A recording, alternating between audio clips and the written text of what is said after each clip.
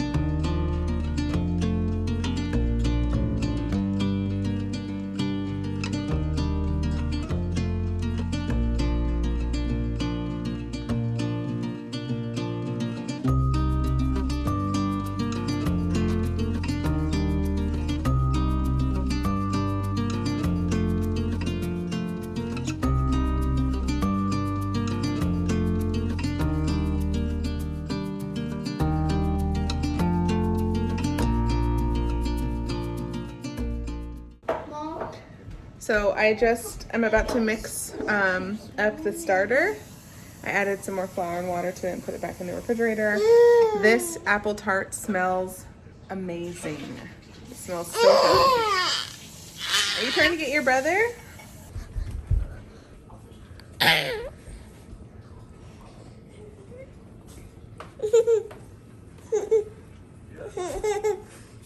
Dean. Alright, we got some tofu going for our curry tonight. Let's take a peek inside the oven. Hold on, we're gonna check. Ooh, mama. Look at that. That looks so good. Oh yeah, so this is the tart. When it comes out fresh out of the oven, it's still piping hot. I do believe a lot of this, that was the rice cooker. A lot of it is going to go down. It does puff up a lot more when you use sourdough starter, which is what we prefer. So, no, Dean. By poking it. Who wants to poke it? No, it's not a science project. Leave it alone. So we are going to be having curry tonight for dinner.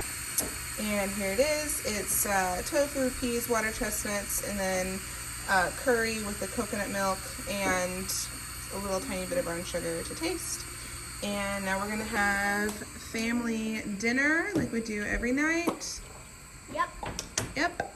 And then have some tarts, apple tart after dinner.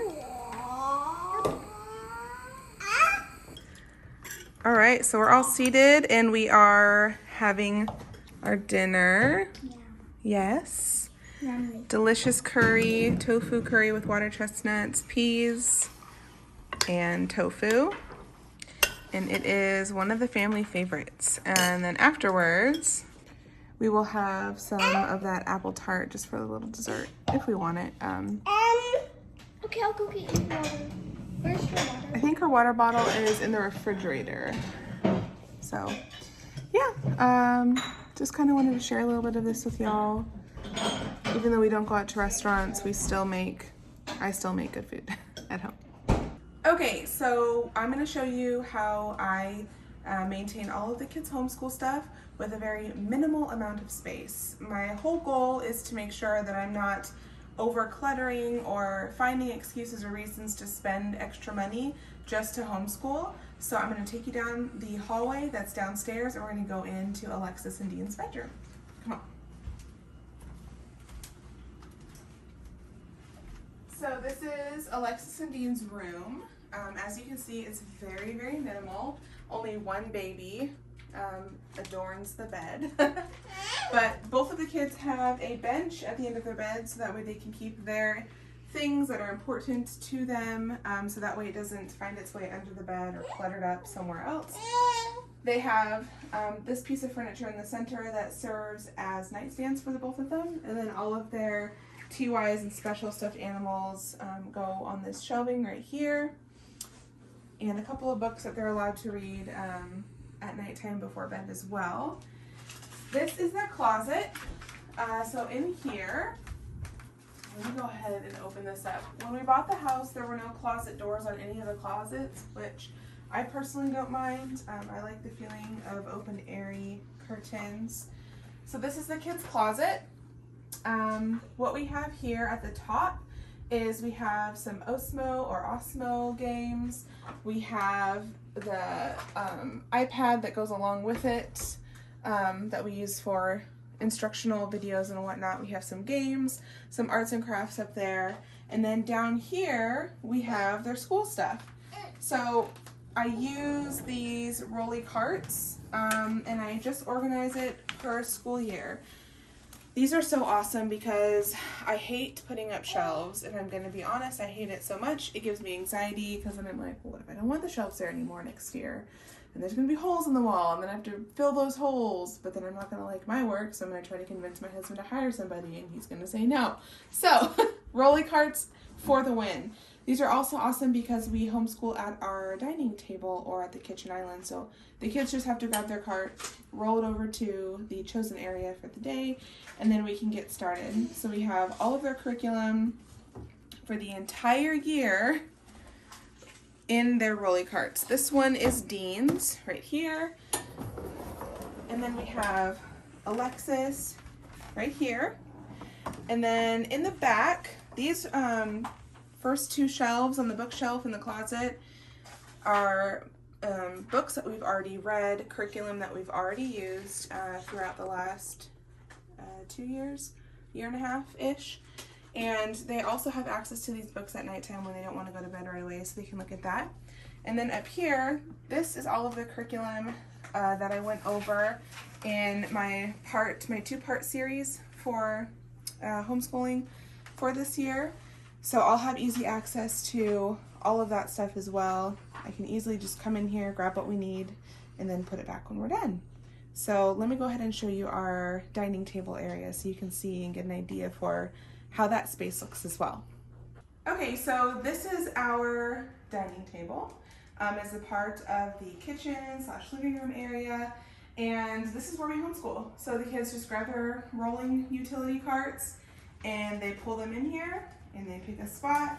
I typically sit them at the longer end so that way they can't kick each other's feet and have it turn into a little war at the table about whose feet are touching whose. But this just makes it so much more simple. The experience is a lot easier because the snacks are right there in the kitchen. I can continue with cooking, yes, through lunch, breakfast and lunch. And Zoe can be in here with us too, so I can pull up her chair and she can eat, and it just makes the whole thing a lot easier. I went from when I first started homeschooling to having a separate homeschooling space for the kids, and I don't know, I just kind of feel like I found myself cleaning up more, organizing more, and for me it was taking away from the time that I wanted to just spend with my kids. I know myself, having a lot of mess for an extended period of time is very difficult for me because then I don't enjoy my day. So that is why I chose to minimize and simplify the way that we homeschool, because it's so easy. There's literally no mess whatsoever. And then if there is mess, we have an activity table outside where the kids can paint and do more of the messy stuff instead of doing it at the dining table. So there you have it. It's a very simple, minimal, easy cleanup, homeschooling, organization setup that we have here in the Lee household.